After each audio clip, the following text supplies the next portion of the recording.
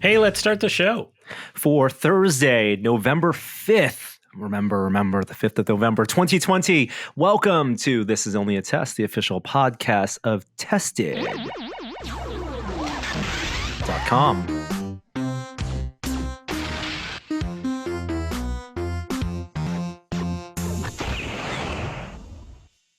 That may have been more appropriate for the week before Halloween. The Halloween anticipatory episode. It was a little spooky. It was pretty good. Strong Donkey Kong vibes for me. It was he called it created by Tobias, one of you out there. Thank you, Tobias, for sending this. And he called it a blip bloppity intro. You got the duration right. That's good. Yes. 14 seconds. Well done. And thank you, Tobias, for creating that intro piece of music. Welcome to the podcast this week. We're a little bit late because nothing else is going on in the world right now. And recording this actually on Thursday afternoon. But I thought it was important to get together. We're going to make this an unconventional episode. It's post-Halloween special.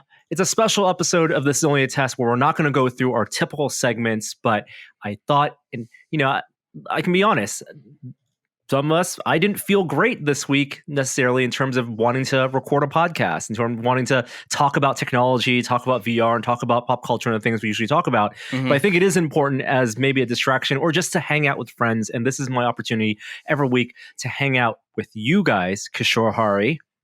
Hello. And Jeremy Williams. Hello.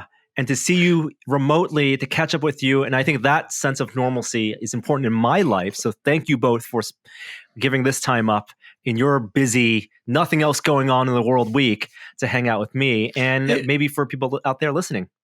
To be fair, there's also not a lot of tech news happening this week. Next week is going to be the opposite. We got an Apple event, the One More Thing Apple event.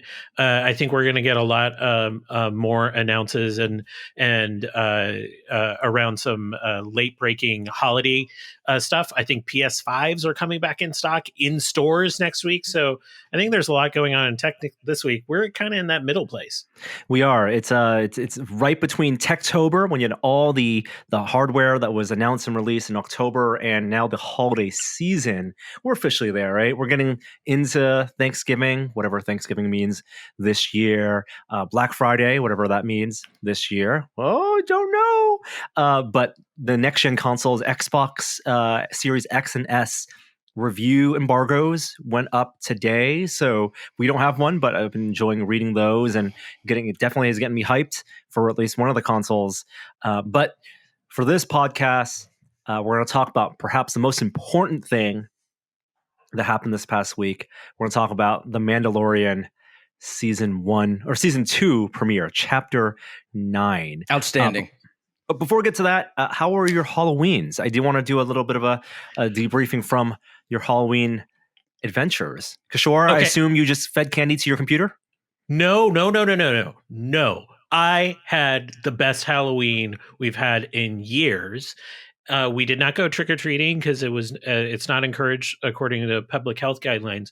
We took our cars out of our garage and built like this sort of black backdrop and just basically blinged it out with all of our Halloween decorations and just chilled in there. And there was maybe like 10 kids that came by over the course of the night, and we gave them socially distanced candy. But we mostly like hung out, played like Halloween spooky songs, and while we were in costume. Nothing better. Like I just wore my winter soldier outfit. My wife went as a Korok seed from Breath of the Wild. Be still my heart.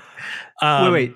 Did she hide and like pop out? And did you like find her in places? Yeah, haha, he found me. And then my son is on like a 5-year streak, is going on a different kind of zombie. So it was great. It was really great. And I think we're going to transform our garage every year to be a Halloween hangout area. That's fantastic. Jeremy? My daughter got an emergency costume the night before, or maybe 2 days before, from Amazon. She went as a cat to a socially distanced backyard movie watching with 2 of her friends somewhere here in the city, and had a great time. my son and I, my 13-year-old, at his request, we watched A Quiet Place. Oh, For the first time. I'd never seen it, and of course he'd never seen it, and he wanted some jump scares, and it delivered. Have you seen it? Yes. I liked it. Oh, yes. Scary movie. And the sequels is right around the corner now. It's supposed to be coming out in March. You mean it was supposed to come out in March of this past year? There were billboards for it to come out. I think it was April, actually, that it was scheduled to be released, filmed for a while. The whole saga of A Quiet Place, which was well regarded, it started a whole trend of this type of sensory horror movies, right? Of thrillers. Like Bird Box came out very shortly after. That was the Sandra Bullock one, where it was A Quiet Place, but for sight. Yeah. And then wasn't there another one that was exactly like Quiet Place about sound, where you couldn't make a sound? I thought it was on Netflix, maybe. Yeah.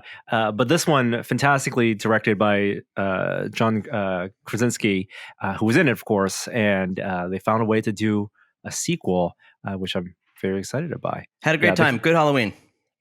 Great. What about you? What did you go as, Jeremy? I went as myself. Oh, okay. Tired dad again? What? But you went as something from the Antarctic. Am I wrong? What were you? No. What are you talking about? Wow. Jeremy. What a misinterpretation of that costume. Holy smokes. Were you a bird? Okay. You were a bird. I was a bird. Yeah. You're bearing the lead here.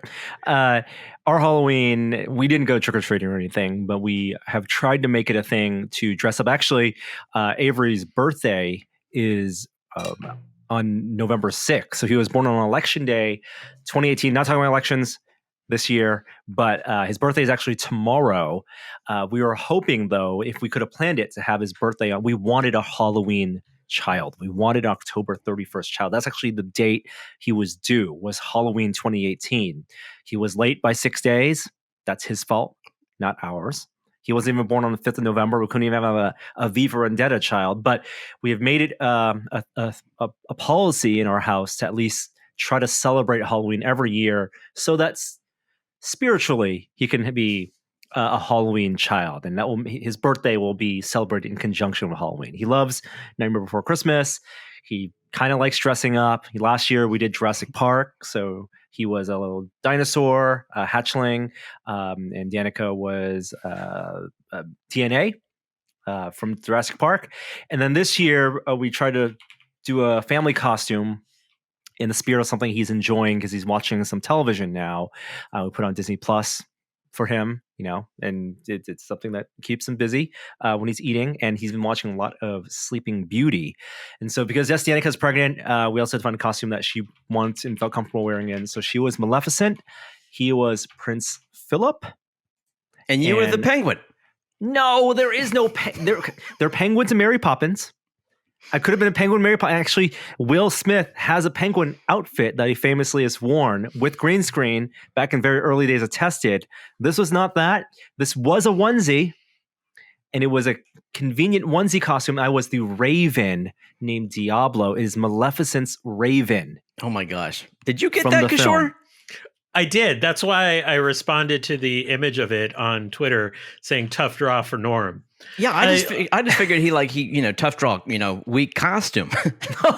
No, wow.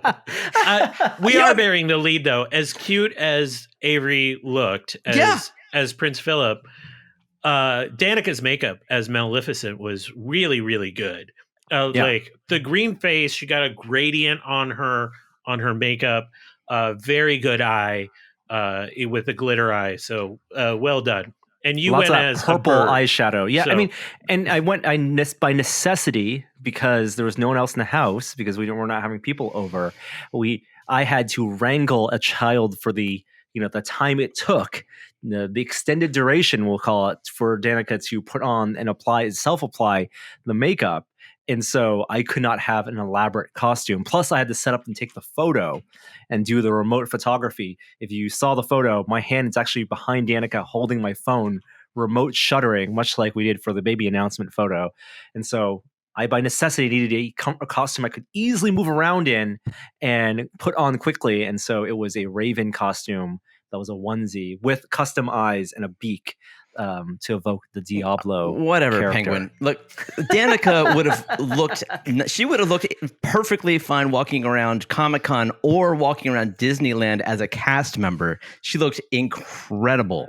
So I think I was not needed by comparison. Honestly. That's all I'm saying. Yes. Avery looked great. He had his costume fit really well, which is off the shelf Prince Philip costume, and I took plenty of pictures of them as well. The dad really isn't needed here, right? It's Maleficent and Prince Philip.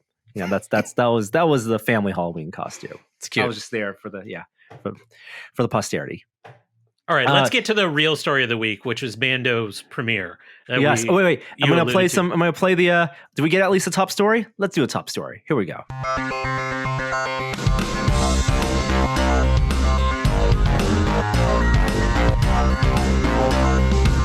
Top story this week.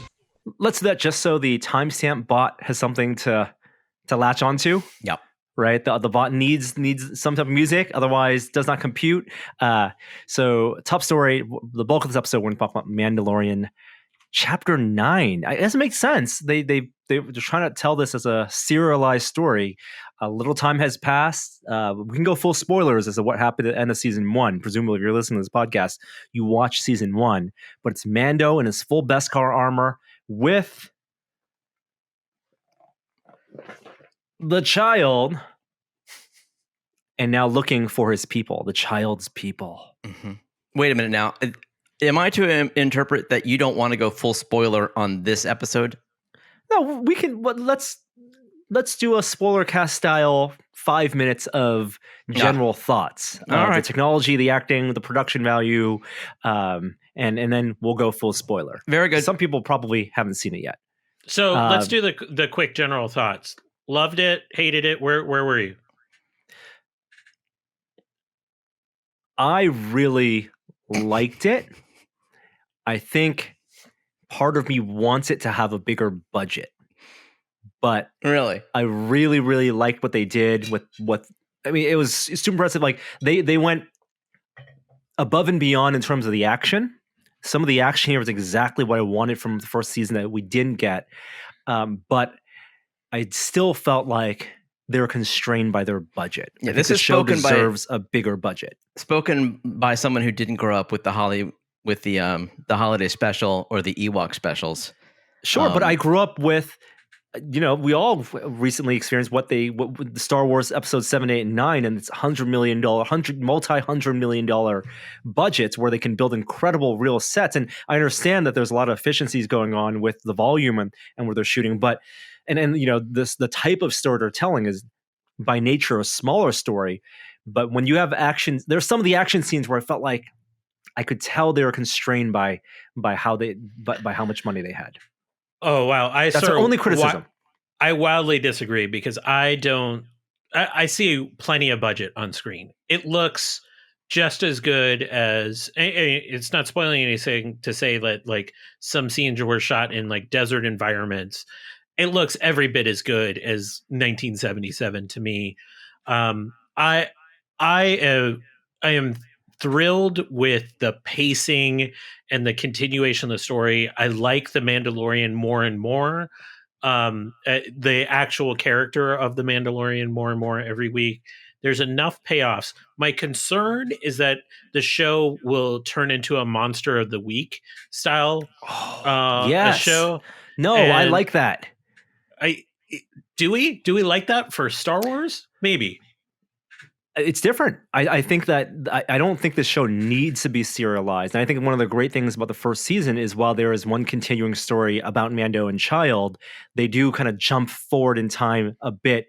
And there are episodes, they're kind of bottle episodes where, they're landing on a planet and helping these people or meeting this new faction or fighting a monster. And they're, I don't think it's a huge spoiler to say there's a big action set piece in this Chapter 9 where it does feel kind of like the giant monster of this week, and the epicness of that battle was what I wanted from the Mandalorian. What I didn't feel like I got from that first ice battle in the pilot, where Mando, the Razor Crest, is taking off and he's standing on the edge of his ship and kind of blastering that ice creature that's coming out of the water. I felt, and I think if you go back to when we first reviewed that episode, I felt that was a little bit lacking in terms of like when I think of a Mandalorian with a jetpack with blasters fighting a Star Wars epic creature, I think of like a matte painting. I think of like a big piece of concept art, like a Ralph McQuarrie piece of art, and I felt like we got that scope of action in this episode. Well, I know what you mean about the budget. I also felt like I could see some special effects that were a little rough, maybe the blending of the the actors and the backgrounds. But something happened to me in the last trilogy. Like I just suddenly stopped caring, and I started to embrace whatever Star Wars I was getting. I don't know if it's like I got so old that some gene flipped, or I'm getting early onset dementia and I just don't care anymore. But I'm fine with it, and I thought it was great. I forgave every little blemish that I saw from the special effects, and I was just on board for the ride. And I loved where it took me. Without spoiling anything, they do some things that I think are brave in some respect, in addition to making it sort of non-serialized, although there's the thread, obviously. They don't necessarily put Baby Yoda in jeopardy every moment, and that was something that was really stressing my son out last season, and we both perfectly enjoyed this episode, never feared for Baby Yoda's life. And they don't go to the easy plot path. Like that would have been an easy thing to do. They also don't have Baby Yoda, do things that only Baby Yoda can do at every opportunity. And I really appreciate that. I love how you have early onset 0 Fs given, and that's why you like Star Wars again. Yep. If you're experiencing joy when watching Star Wars, maybe you too have early onset 0 Fs given. No Fs left to give. I think that's actually one of the criticisms I've read of this episode, is that it did not involve enough Baby Yoda stakes. The Baby Yoda just felt no. accessory. You have plenty of time. But that's what I agree. I completely agree, and I think the stakes the show's were not raised. The Baby Yoda show. The show is the Mandalorian. Isn't it though? No, it's not. The child, it is the show? Mandalorian. No. You look at which action figure has sold more, and I guarantee you it's Baby Yoda over the Mandalorian. Are we looking at like sales of Funko Pops to determine what pop culture character is the tops? I don't think so. Not on my watch. Internet. Hallmark keepsake ornaments and Funko Pops. That's the I have to keep the pulse on pop culture.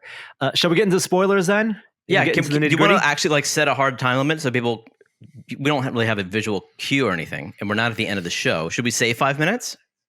Are you sure we don't have a visual cue? Oh. What a perfect moment. This is really helping the audio listeners, but hopefully the O is a good sign for them. Well, we'll shoot for 5 minutes, and I will let us know when 5 minutes is up.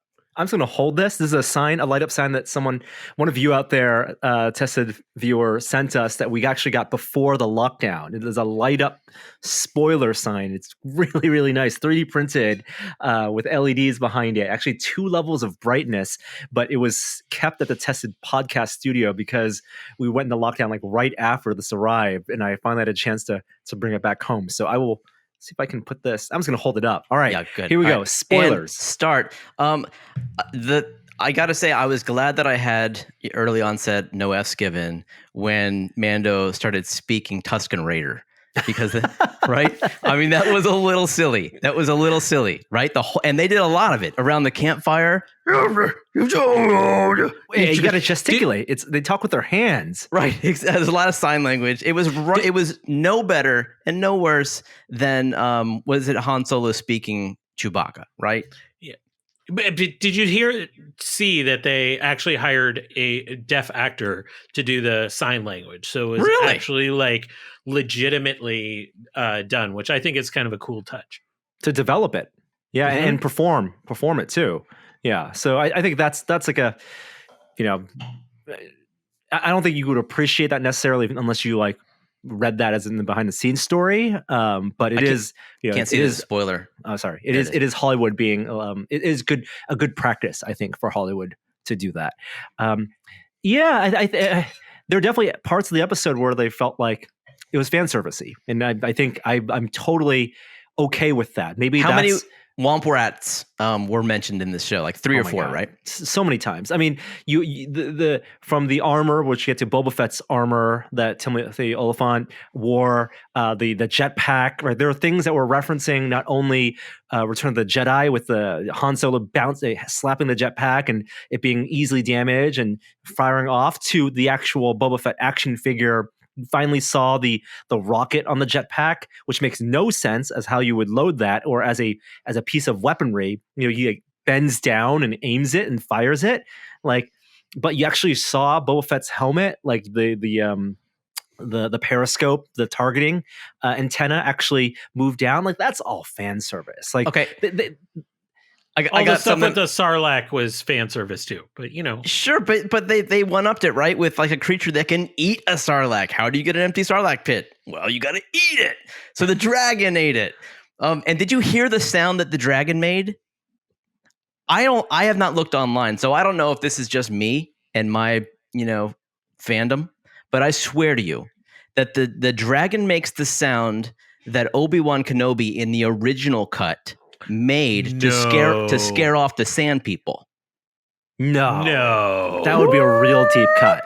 I'm telling you, do you remember that? It was like a weird sound that he made. It wasn't guttural. It wasn't like something you would make with a throat. It was almost like a sound effect. And they changed it. I would not put it past them though. They changed it in later cuts to something much more silly. But in the original cut, like he made this this weird sound. And if you watch, the dragon makes this sound several times when it comes above the sand. And it would make sense that it would scare the sand people. Yeah, that would totally make sense. Yeah, I agree. Yeah, if that was actually what they did, much props to them. I think that's the type of Easter egg that hardcore fans like you really approve, or people who saw that cut with that sound effect, or want to see. We see what we want to see. Yeah, totally. I just want to say Timothy Oliphant, incredible in this. Not surprising. He's like, if anyone saw Justified, he's amazing in Western dramas. I thought he was excellent in the Marshall character that he was playing in this episode. We got to talk about it. The reveal at the end, satisfied, unsatisfied? Whoa. I'll go further with Easter eggs. They, of course, had the ice cream maker as a data storage device. Again, love that. Again. I mean, that's canon now. They have the prop. They also had Anakin's pod racer engine as modified, reused, the used universe, lived in universe as the Marshall's speeder bike. Love that. And there's so many things, like lots of just like delightful moments when watching droid. it. Yes, R5. Wow. You don't like R5? Oh, I thought you meant the little droids. No. R5 the episode 1. Yeah. And they brought back Amy Sedaris.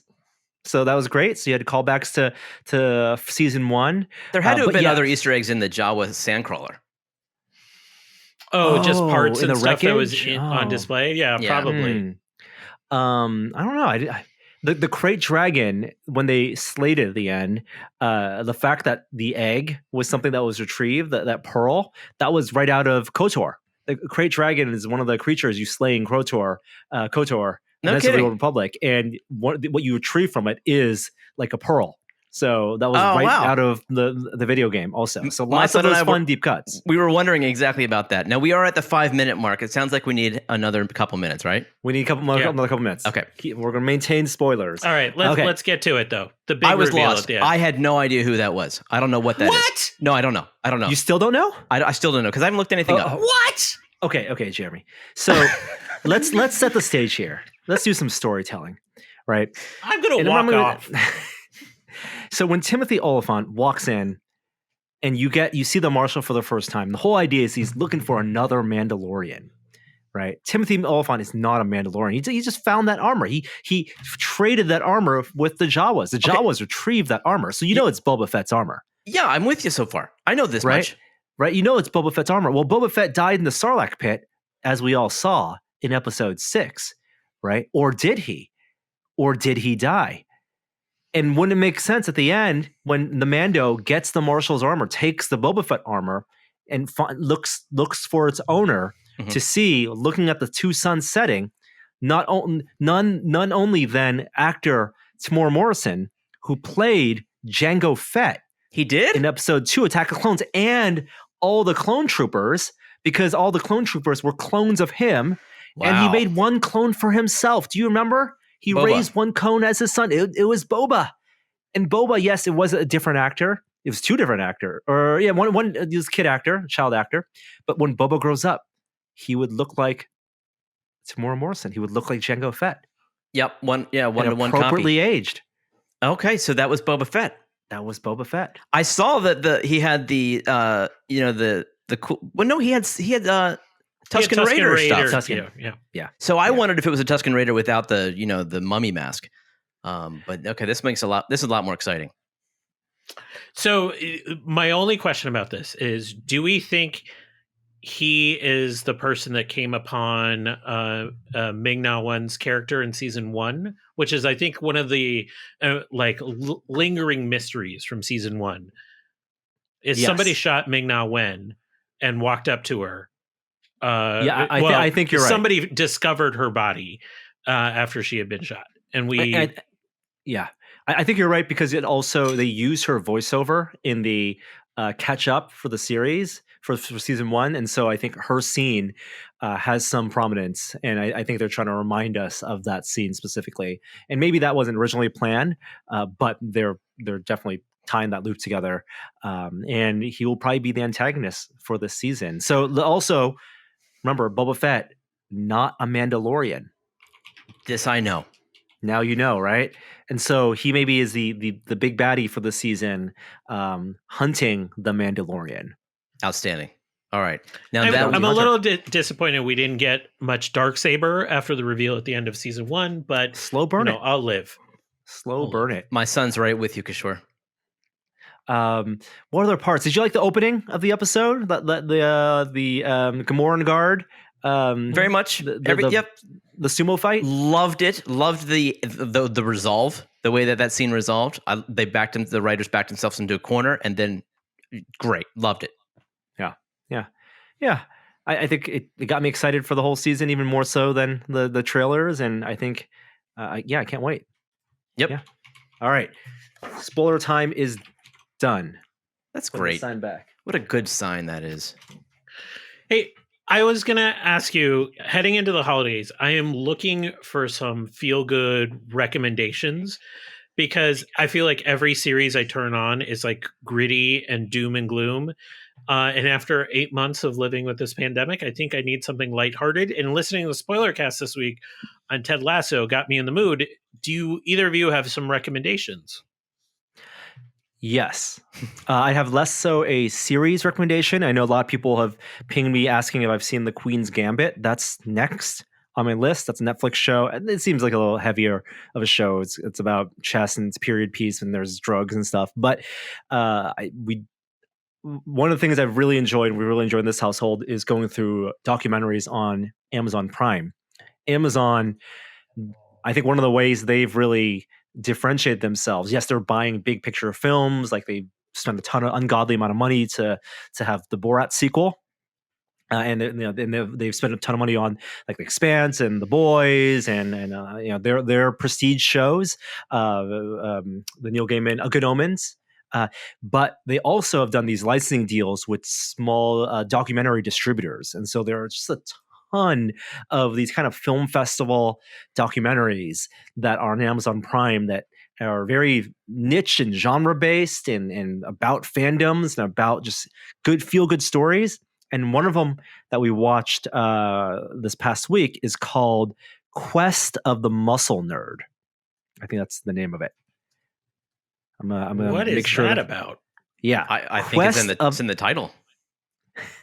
It is about, I think it's set in 2016 or 2017. It's about Dragon Con and about one fan who's a comic book fan, but also a bodybuilder, amateur bodybuilder, who wanted to create a panel at Dragon Con about celebrating the intersection of cosplay and bodybuilding. And so, as an experiment, pitched this panel to Dragon Con, and they let him have it the 1 year and then he recruited 2 cosplayers, one local in Georgia and one LA based, who were bodybuilders, to compete and build and create their own costumes. And then the whole documentary is about this journey to create this panel and whether people would show up, whether people would be interested about bodybuilding, about and cosplayers as bodybuilders. And so it's just like, it's about this niche of a niche. And it's so heartwarming. It's so feel good.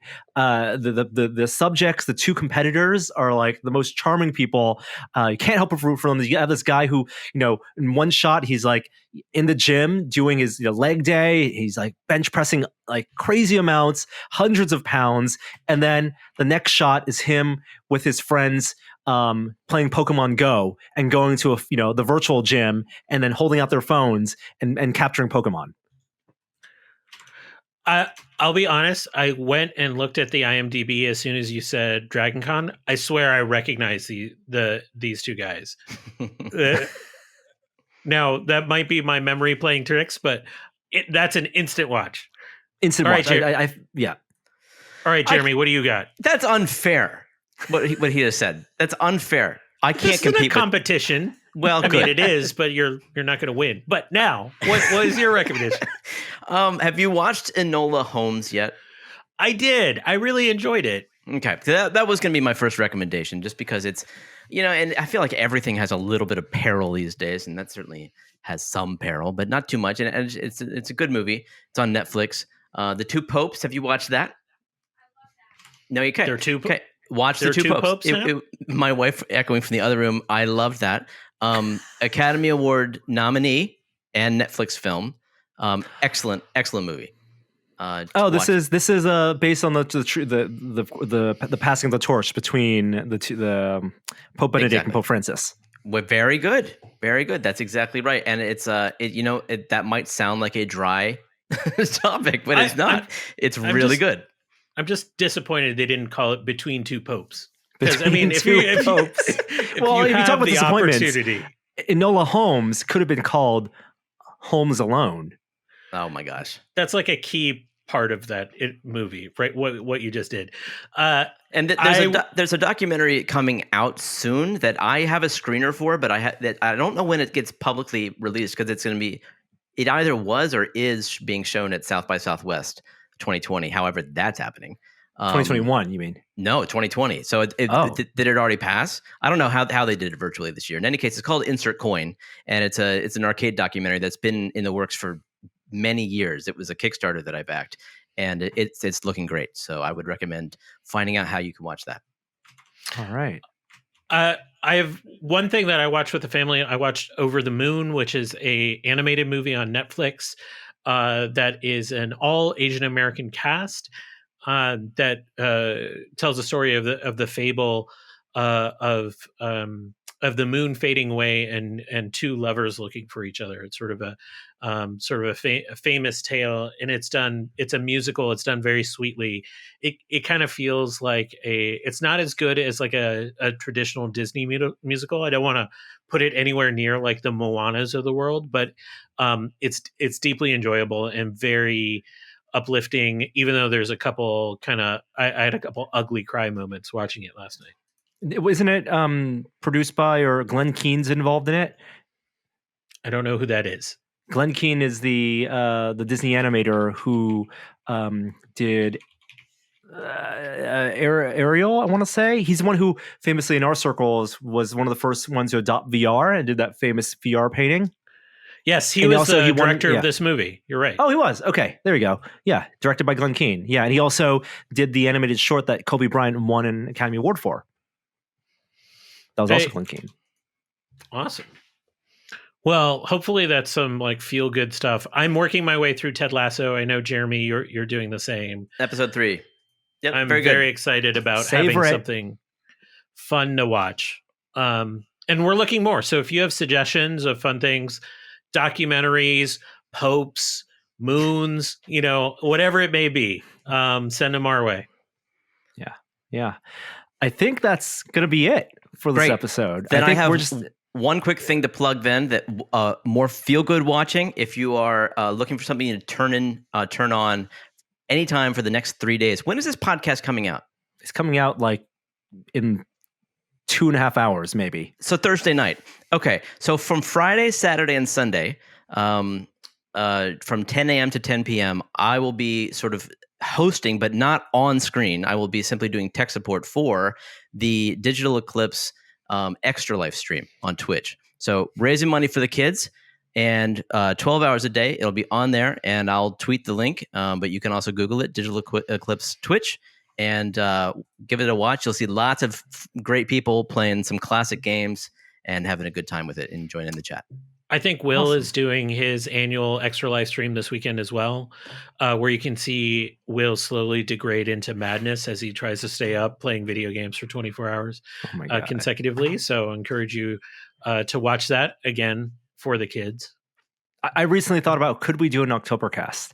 Could it be done, one, like in this day and age where I have a child now, just like logistically, and two, remotely, could that work? Would a remote Oktobercast have the same effect? Could it be produced that way? Will's doing it. I don't know. I mean, he has a child and he's staying up all night. And Well, that's different. That's different than like a bunch of people trying to podcast together for 24 hours. I think he gets people in the chat. Like, it's not a group video thing, but he does it with people. I mean, it can be done. It can be done. I'm not sure I could do it. It can be done, but should it be done? Right. And Kishore, how's your new computer? One last thing. Oh, I love it. 3080 is incredibly fast and actually pretty quiet. I have a few friends that have 2080 Ti's, and it's much quieter than that. I haven't really like put it to like extreme paces. I've played Flight Simulator. I've been playing Squadron some more, and it's amazing. I mean, what do you want me to say? Right? Especially with that new patch. It's great. I'm just surprised at how quiet it's been. Given those stresses. But, just wait. This weekend, I'm going to fold some proteins. Let's see how it handles the real stress. Oh, wow. All right. Folding at home. And I know, there's a lot of crazy stuff out in the world right now. It's a very stressful time if you're in America, if you're in the States, regardless of, how you feel about things. But, hang out with your friends, watch something, build some Lego, and take your mind off of it. You don't have to follow the news minute by minute. The world's still going to turn. Yeah, and take care of yourself and stay safe. The virus is still out there. I think we set, at least in the U.S., a new record today when we're recording is for most cases ever confirmed in one day. So take care of yourself, regardless of where you are, and be safe and be well, everyone. Hey, we also had more votes than any election since 1900. So well done, America. That's right. Well done, us. We asked them to vote, and they did. They did. They absolutely did. I don't have my sticker right now, but yeah, participation, wonderful. Exactly. Thank you guys both for jumping on. Thank you out there for listening. We'll be back with a more normal episode next week and talk about the Apple event. A bunch of stuff happening in the world of VR, in the world of tech, in the world of pop culture, in the world of science. But until then, we will see you next time. Hey, I do have an outro. I have one queued up this time at the ready. This one also created by Great Job in this long list of outros. This one may be Star Wars theme. Here we go. Hi there, I didn't see you. Test it.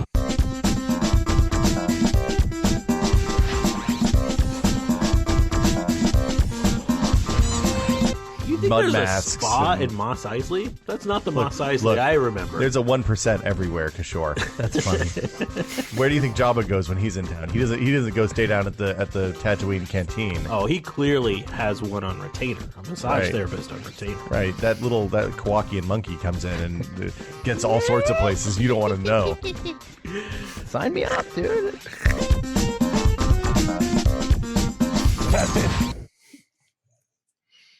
Hey, were those little things running around in Mandalorian? We're kind of out of spoiler territory, but were they womp rats? Those little creatures? Do we know what a womp rat looks like? I think we do. I'd let you know if I had a T16, but I don't. You can bullseye it? All right. All right. See you next week. Bye. Bye.